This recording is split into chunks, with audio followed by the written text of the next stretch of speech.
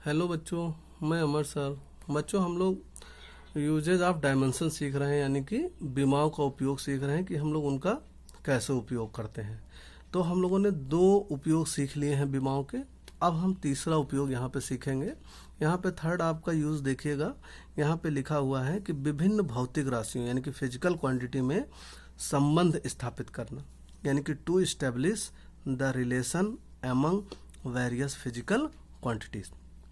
तो इसके लिए हम लोग यहाँ पे एक उदाहरण लेके चलते हैं। ये आपका क्वेश्चन एक्सरसाइज में दिया हुआ है, वहीं से हमने लिया है।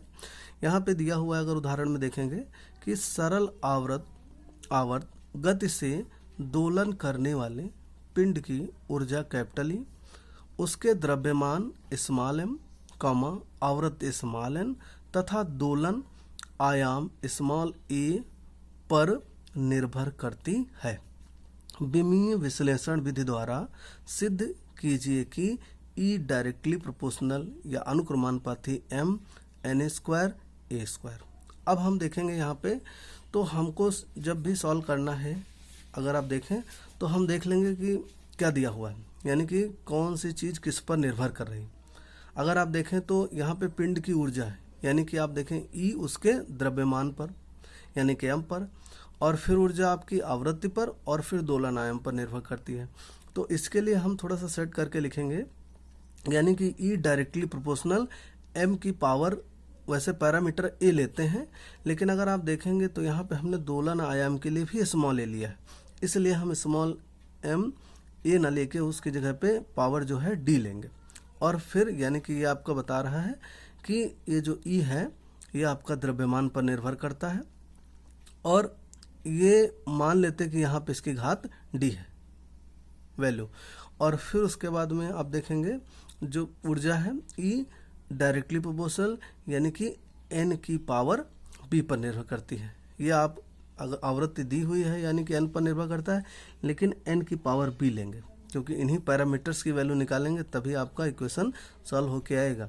अगर डायरेक्ट लेंगे तो फिर आपका सॉल्व नहीं होगा, इसलिए यहाँ पे हम लोग पावर्स ले लेते हैं। यही पावर्स जो होती हैं, आपको हमने बताया था विमा में कि घातें चढ़ाई जाती हैं मूल मात्रकों पे, तो वही इसलिए पावर्स हम लोग यहाँ पे यूज़ कर रहे हैं। और फिर आगे देखेंगे ई डायरेक्टली प्रोपोर्शनल ए की पावर सी हो जाएगी, यानी कि ई डायरेक्टली प्रोपोर्शनल अनुक्रमानुपाती एम की पावर डी, इक्वेशन 1 हो गई।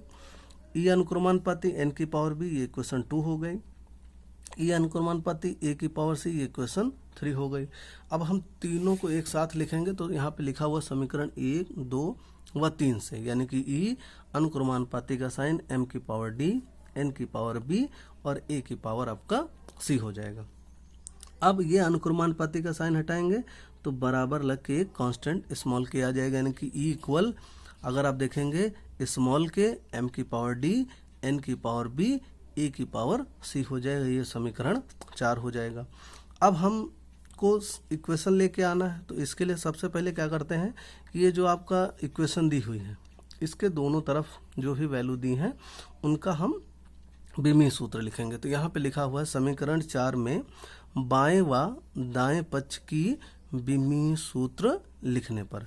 तो ये देखिए आपका ई जो है ये आपका ऊर्जा है।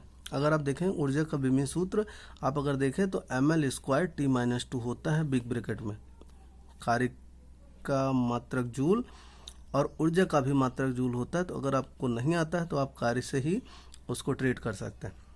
बराबर के लिखेंगे। अब m की पावर d दिया है तो यहाँ पे m क्या है, द्रव्यमान है, तो उसका विमीय सूत्र m होता है और पावर हम लोग d लिखेंगे। फिर n आपका आवृत्ति है, आवृत्ति के लिए आपने बीमा देखा टी इनवर्स होता है, उसकी पावर आपका b हो जाएगा बिग ब्रैकेट में। और फिर आयाम यानी कि लंबाई ही है तो उसका पावर आपका l की पावर आपकी c हो जाएगी।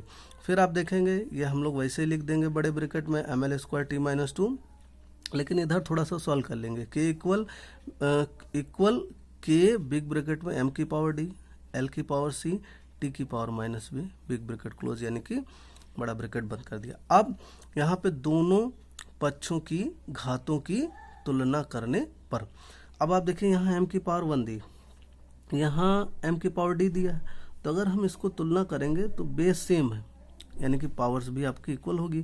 तो अगर आप देखेंगे तो यहाँ पे d इक्वल टू कितना हो जाएगा, 1 हो जाएगा।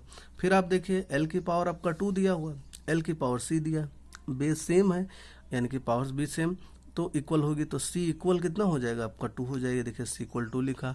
फिर देखिए टी की पावर -2 दिया और टी की पावर माइनस भी दिया हुआ है, तो फिर आप देखिएगा यहाँ पे हम लोग क्या करेंगे, माइनस बी इक्वल -2 यानी कि बी इक्वल आपका 2 हो जाएगा। अब ये देखिए जो आपका बी सी व डी का मान समीकरण 4 में रखने पर यानी कि ई इक्वल के एम की पावर 1 एन की पावर 2 ए की पावर आपका 2 हो जाएगा। अगर ये आप हटा दें इक्वल और ये कांस्टेंट नियतांक, तो E directly proportional M N square A की पावर 2 हो जाएगा। और आप देखें क्वेश्चन में आपका यही दिया हुआ है कि ई अनुक्रमानुपाती एम एन की पावर 2 ए की पावर 2 हो जाएगा। और यहाँ पे आप देखिए जब सॉल्व करते हैं तो ये देखिए एम की पावर डी यहाँ पे लिख लिया है, ये देखिए -1 है और 20 से मल्टीप्लाई कर दिया तो माइनस भी रख लिया, और देखिए एल की पावर सी लिखा है इसलिए एल की पावर सी लिख लिया। अब यहाँ पे MLT यानी कि सिस्टम से हमने कर लिया है, तभी आपका, और इधर उधर करेंगे तब भी आपका आएगा, लेकिन आप थोड़ा सा सिस्टम से रखेंगे तो ज़्यादा अच्छा रहेगा। और ये आपका विभिन्न भौतिक राशियों में संबंध स्थापित करना हो गया। ऐसे ही ढेर सारे क्वेश्चन हैं, आप उनका निकाल सकते हैं, लेकिन हमेशा याद रखना कि जब भी हम लोग निकालेंगे आपका यही दिया होगा कि क्या किस पर निर्भर कर रहा है और फिर एक इक्वेशन बन के आएगी, तो हम लोग को ऐसे ही निकालना है आपका। धन्यवाद।